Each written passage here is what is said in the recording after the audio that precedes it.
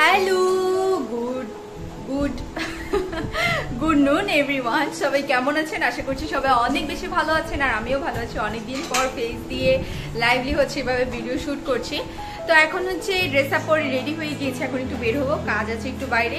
তো চিন্তা করেছিলাম যে ঈদের এই টাইমটাতে হচ্ছে আর বের হবই না, কারণ অনেক জ্যাম থাকবে, মানুষের ভিড়াভিড় থাকবে, আর দেখা যাবে যে একটা মানে যা হয় আর কি, মানে একেবারে আগ মুহূর্তে গেলে যেমনটা হয়।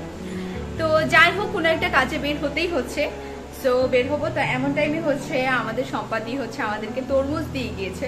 তো মা বলছিল হচ্ছে তরমুজ খেতে, আমি মোটেও ফল খেতে পছন্দ করি না, কিন্তু তারপরেও মা বলছে যে এই তো খাবো। আর তরমুজটাও দেখতে খুব সুন্দর, একেবারে ভিতরটা লাল। অনেক তরমুজ হয় যে ফ্যাকাশে, ওগুলো খেতে ভালো লাগে না, আবার দেখি মনে হচ্ছে অনেক টেস্ট হবে, একটু খেয়ে দেখি।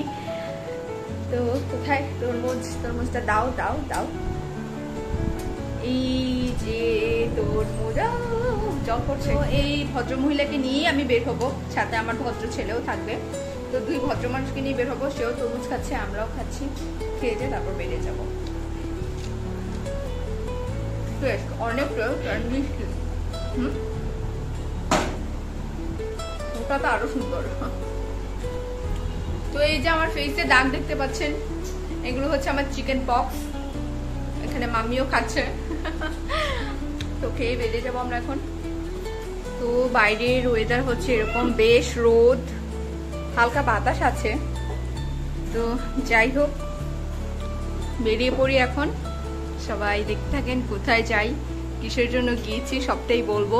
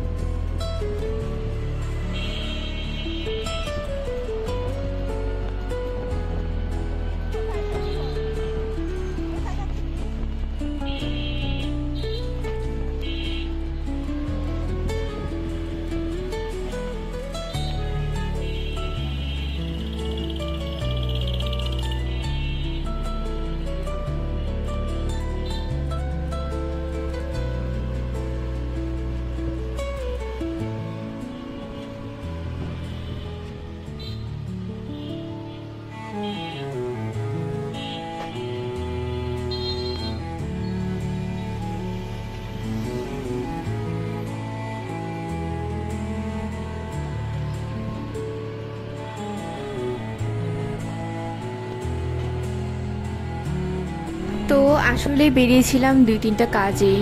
প্রথম কাজ হচ্ছে যে ট্রিপের জন্য কিছু জামা কাপড় দেখবো, কারণ সামনে পহেলা বৈশাখ চলেই আসছে। তো বাসা থেকে এত বেশি প্রেশার দিচ্ছে ওর ড্রেস কেনার জন্য, মানে আমি আর না টিকতে পেরে হচ্ছে মোটামুটি রাগ করেই বের হয়েছি।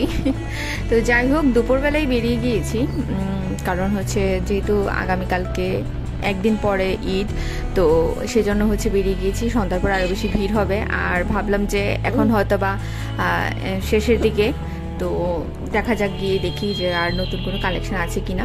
তো আরেকটা কারণ হচ্ছে যে আজকে একটা খুব ভালো তিথি আছে, তো এই তিথিতে সন্ধ্যাবেলা হচ্ছে প্রদীপ জ্বালতে হয় আর কি। তো সেই জন্য হচ্ছে মা বলছিল যে একটা 4মুখী প্রদীপ যদি পাওয়া যায় তাহলে ভালো হতো, কারণ 4টা প্রদীপ একসাথে জ্বালাতে হয়। তো সেই প্রদীপ খোঁজ করতে করতে আমরা এই মন্দিরে চলে এসেছি। আসলে মন্দিরে আসার কোনো কথা বা প্ল্যান ছিল না, কিন্তু প্রদীপ যেহেতু পাচ্ছিলাম না, সবাই হচ্ছে এই মন্দিরের পাশে কিছু মাটির দোকান আছে, সেখানে আসার সাজেশন দিচ্ছিল দোকানদাররা। তো এখানে এসেছি, কিন্তু এখানেও প্রদীপ পাইনি। কিন্তু আসল কথা হচ্ছে যে মা কালী আমাদেরকে ডেকেছেন বলেই আমরা এখানে এসেছি, নয়তো এত দূরে আসার কোনো কথাই ছিল না। এটা সিদ্ধেশ্বরী কালীবাড়ি, কুমিল্লার। তো তারপর আবার এখানে যেহেতু আজকে ভালো তিথি ছিল, তো সেজন্য হচ্ছে প্রসাদও বিতরণ হচ্ছিল। তো আমরা প্রসাদ খাবো বলেও ভাবিনি, মানে কল্পনাও করিনি, বা আসলে প্রসাদ তো চেয়েই খেয়ে নেওয়া যায়। তো ওনারা হচ্ছে ডেকে ডেকে হচ্ছে এতবার করে বলছিলেন যে প্রসাদ খেতেই হবে। তো আসছিলাম হচ্ছে প্রদীপ কিনতে, কিন্তু প্রদীপ পাইনি। তো কি আর করার, যেটা পাইছি ওইটাই নেওয়া হয়েছে। আর হচ্ছে কি হয়েছে না হয়েছে সেটা বাসে গিয়ে বলতেছি। এখন আপাতত অনেক টায়ার্ড, প্রচুর গরম, চলেন বাসায় যাই। তো প্রসাদ হচ্ছে এক প্রকার ওনারা জোর করে আমাদেরকে খাইয়ে দিলেন। আসলে সবটাই হচ্ছে মা কালীর ইচ্ছা। আর আমি হচ্ছে মা কালীকে অনেক বেশি বিশ্বাস করি, এবং সবসময় আমি দেখি যে ওনার কাছে কোনো কিছু চাইলে আমি কখনোই সেটা থেকে ফিরে আসি না। তো এটা আগেও আপনাদের সাথে অনেকবার শেয়ার করেছি, মা কালী এবং শিবের প্রতি আমার অন্যরকম একটা ফিলিংস কাজ করে, ভালোবাসা কাজ করে, এবং আমার যত অভিযোগ সব কিছুই হচ্ছে ওনাদের কাছে। চাওয়ার মধ্যে তেমন কিছুই কখনো চাই না, তবে হচ্ছে তাদের সাথে আমার খুব ভালো একটা কমিউনিকেশন হয়, মানে সেটা আর কি বলবো। যাই হোক, যে যেভাবে করে দেখে বা যে যেভাবে করে ঈশ্বরের সাথে কমিউনিকেশন করে সেটা হচ্ছে অন্য ব্যাপার। তো আমার কাছে ওনাদের এই জিনিসগুলো, মানে ওনাদের সাথে শেয়ার করতে সবকিছু ভালো লাগে। তো এরকমই হচ্ছে, আমি বলবো যে উনি আমাকে ডেকে পাঠিয়েছিলেন, সেজন্যই আমি গিয়েছি। তা না হলে এখানে যাওয়ারও কোনো কথা ছিল না, এবং আমি যে ওনার প্রসাদ পাবো সেটাও মানে একেবারেই হচ্ছে এটা আমাদের ধারণার বাইরে ছিল। তো আসলে ওনার কৃপা ছিল বলেই আমরা গিয়েছিলাম এবং খেয়েছিলাম প্রসাদ। সো খুবই ভালো লাগছে, মানে এরকম একটা মিরাকেল, মানে খুবই ভালো লাগছে আমার কাছে। অন্যরকম, অনেকের কাছে হয়তো এটা খুব সাধারণ মনে হচ্ছে বা মনে হতে পারে, বাট আমার কাছে খুবই অসাধারণ মনে হয়েছিল বিষয়টা। তো চিজকে যেহেতু নিয়ে গিয়েছিলাম, এই যে ওর হচ্ছে এই অবস্থা, যেহেতু বাইরে খুব গরমও ছিল, কারণ ওকে নিয়ে যাওয়ার কারণ হচ্ছে যে আসলে একটু বাইরে ঘোরা বেড়ানোর বিষয়টা ডক্টরই আমাদেরকে সাজেস্ট করেছে, যেহেতু একটু একটু করে বড় হচ্ছে, বাইরে একটু রঙিন জিনিস দেখবে বা কার্টুন টার্টুন ছাড়াও একটু মানে প্রকৃতির সাথে ভালো এঙ্গেজ হবে, সেটাই ডক্টর আমাদেরকে অনেকবার করে সাজেস্ট করেছে। সেই জন্যই ওকে নিয়ে এখন ঘন ঘন বের হই, ইচ্ছে না থাকা সত্ত্বেও। তো যাই হোক, আস্তে আস্তে সে ঘুমিয়েও পড়েছিল। তো গতকালকে দেখিয়েছিলাম যে আমি কিছু সজনে আমার পিসিমণি দিয়ে গেছে, তো এই সজনেগুলো আজকে আমি রান্না করব বলে ভেবেছিলাম। তো মা হচ্ছে সেই সজনেগুলো কেটে রেখেছে, আর সজনেগুলো মা চাইলে রান্না করতে পারতো, কিন্তু আমি বলে গিয়েছিলাম যে আমি রান্না করব। এই তো, কারণ আমার পেজে যেহেতু সবসময় রান্নার ভিডিও আমি দিই, তো সেজন্য হচ্ছে প্রতিদিন একটা কিছু রান্না করি অ্যান্ড সেটা শেয়ার করি, সেই জন্যই আরও বলেছিলাম যে আমি রান্না করব। তো মা সবকিছু রেডি করে রেখেছিল, অনেক লেট হয়ে গিয়েছে আস্তে আস্তে, তারপরও আমি রান্না করেছি আর কি। তো যাই হোক, তাড়াহুড়া করে রান্না করেছি। সর্ষেগুলো ভালো করে ব্লেন্ডার করা হয়নি, মানে কেমন একটু আস্ত ছিল, মানে সবটাই একদম ঘেটে ঘ হয়ে গিয়েছে আর কি, যেটাকে বলে। তো যাই হোক, তারপরও আমি করেছি এই আর কি। তো এই আর কি, তারপরে হচ্ছে এখানে রান্না করে নিয়েছি। ও আচ্ছা, আপনাদেরকে তো হচ্ছে শেয়ার করা হয়নি, আমার হচ্ছে নতুন একটা পেজ আমি খুলেছি ফেসবুকে। তো যারা যারা হচ্ছে ইউটিউবে আমাকে সবসময় দেখেন, তারা চাইলে আমার রান্নাগুলো দেখতে পারেন। আমার পেজের নাম হচ্ছে এলোমেলো আমি, কোনো ধরনের কোনো প্রোফাইল পিকচার নেই, খুব কম মানুষজন ফলো করেছে, যেহেতু নতুন একেবারে। তো চাইলে আপনারা পেজটা সার্চ আউট করতে পারেন অ্যান্ড আমাকে ফলো করে আমার পাশেই থাকতে পারেন। তো এই যে এখানে কিভাবে আমি সজনেগুলো রান্না করেছি সেটা একটু বলি। সর্ষে সজনে আমার সবসময় খেতে খুব ভালো লাগে, তো যে কোনো নিরামিষ তরকারিও আমার খেতে খুব পছন্দ হয়, তো সেই জন্য আরও নিরামিষভাবেই রান্না করেছি এটা। প্রথমে হচ্ছে আমি প্যানে তেল দিয়ে নিয়েছিলাম, সাদা তেল, সয়াবিন তেল যেটা বলে। তো তেলটা ভালো করে গরম হয়ে আসার পর সেখানে আমি কালো জিরে, শুকনো মরিচ দিয়েছি। ভালো করে ফোড়ন আসার পর আমি আলুগুলো দিয়ে নিয়েছি, হালকা করে ভেজে নিয়েছি, হালকা লাল করে, একেবারে ভালো করে ভাজতে হবে না, বিষয়টা হচ্ছে এরকম একটু সাদা সাদা থাকলেই ভালো লাগবে। তারপর কিছুক্ষণ আলুগুলো ভাজা হয়ে যাওয়ার পর আমি সজনে ডাঁটাগুলো দিয়ে নিয়েছি, এরপর একসাথে সবগুলো সবজি হালকা করে ভেজে নিয়েছি।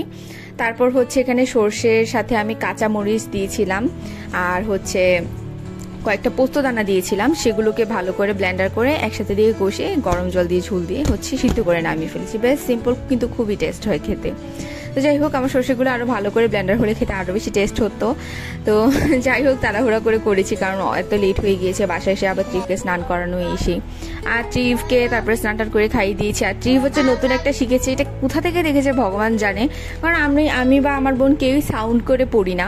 আমি তো সারাক্ষণই হচ্ছে ম্যাথ করতে থাকি, যেহেতু বিবিএ স্টুডেন্ট আমি, আমার অত থিওরি পড়ার মতো কিছু নেই। আর আমার বোন হচ্ছে পলিটিক্যাল সায়েন্সে পড়ে, তো ও হচ্ছে হালকা পাতলা, জোরে তো কখনো পড়েই না, হালকা পাতলা মাঝে মাঝে জোরে পড়ে। কোথা থেকে শিখেছে এটা ভগবান জানে। সারাক্ষণ হচ্ছে যে কোনো কিছু একটা পেলে, পেপার বা পঞ্জিকা বা যেটাই পাক না কেন, সেটা খুলে হচ্ছে আবল তাবল বলতেই থাকে। আপনারা একটু আগে নিশ্চয়ই শুনেছেন ও কি যেন বলছে, অ্যাকচুয়ালি কিছু বলছে না, ও হচ্ছে যেটা পাচ্ছে সেটা খুলে হচ্ছে পড়তে পড়তে একেবারে পাগল হয়ে যাচ্ছে। তো এই অবস্থা আর কি। ওর এই কয়েকদিন ধরে হচ্ছে ও পড়াশোনা নিয়ে খুব ব্যস্ত হয়ে গিয়েছে, পড়াশোনায় খুব ব্যস্ত, খুবই হচ্ছে মানে কি বলবো, জিনিয়াস স্টুডেন্ট হয়ে গিয়েছে, সারাক্ষণ পড়াশোনা করছে। তো মাঝখান দিয়ে হচ্ছে খুব টেনশনে পড়ে গিয়েছিলাম।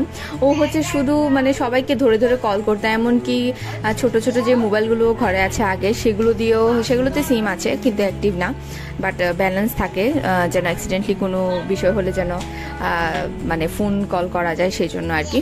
তো সেগুলো দিয়েও সে বিভিন্ন মানুষকে কল করতো, কল করা ছাড়াও সারাক্ষণ হ্যালো হ্যালো মানে ফোনে কথা বলতো। মানে এটা দেখে আমার খুব রাগ হতো যে সে এত ফোন নিয়ে এঙ্গেজ হলো কী করে, মানে ফোন কিভাবে এত বুঝলো ফোনের ব্যাপারে। তো যাই হোক, কারণ আমরা তো ফোন স্ক্রল করি, সেটা হচ্ছে অন্য বিষয়, কিন্তু ফোনে তো এত কথা বলি না, সারাক্ষণ 24 ঘন্টা কথা বলি না, বা কথা বলতে দেখেও না সে। আমাদের সবারই একটু কথা বলার অভ্যাস কম, অ্যাটলিস্ট ফোনে আর কি। তো সে কোথা থেকে শিখলো এটা নিয়ে খুব টেনশনে ছিলাম। আর এই যে দেখেন, সে নিচে উপরে, সে ঘুমাবে না, মানে বিকাল 5টা বেজে যাচ্ছে, সে শুধু পড়াশোনাই করছে বাসায় আসার পর থেকে, স্নান করে খাইয়ে দেওয়ার পর থেকে। তো এখন বিকাল সন্ধে হয়ে গিয়েছে আর কি। তো এই যে দেখেন, সন্ধ্যের ওয়েদারটা ভালো লাগছে, মানে সন্ধে হবে হবে এরকম একটা ভাব। তো বাইরে থেকে বাতাসও আসছে, খুব ভালো লাগছিল। এখনো এই পর্যন্ত খুব বেশি একটা গরম পড়েনি, মানে আমাদের বাসায় এখন পর্যন্ত খুব বেশি গরম লাগেনি, গরম আছে তবে সেটা সহ্য করার মতো আর কি, কিছুদিন পরে আরো ভালো করে পড়বে। তো যাই হোক, আমি আর দুপুরে স্নান করিনি, যেহেতু প্রদীপ জ্বালাবো বলেছি, তো সেরকমই হচ্ছে রাতের বেলা প্রদীপ জ্বালিয়েছি, একেবারে স্নান টান করে এটা জ্বালাতে হয়। আর তারপর হচ্ছে আমার ছেলে দেখেন কি দুষ্টামি করছে। তো এই আর কি, আজকের ব্লগটা এতটুকুই ছিল।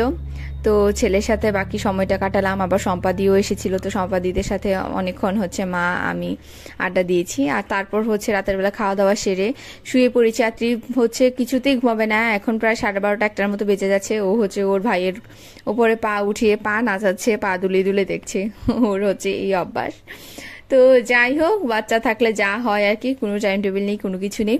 তো আজকের ব্লগটা এই পর্যন্ত ছিল। আমার ব্লগগুলো কেমন লেগেছে অবশ্যই কমেন্ট করে জানাবেন। আমাকে যারা অলরেডি সাবস্ক্রাইব করেছেন তাদেরকে অসংখ্য ধন্যবাদ, আর যারা এখন আমাকে সাবস্ক্রাইব করেন অবশ্যই আমার চ্যানেলটিকে সাবস্ক্রাইব করে আমার পাশেই থাকবেন।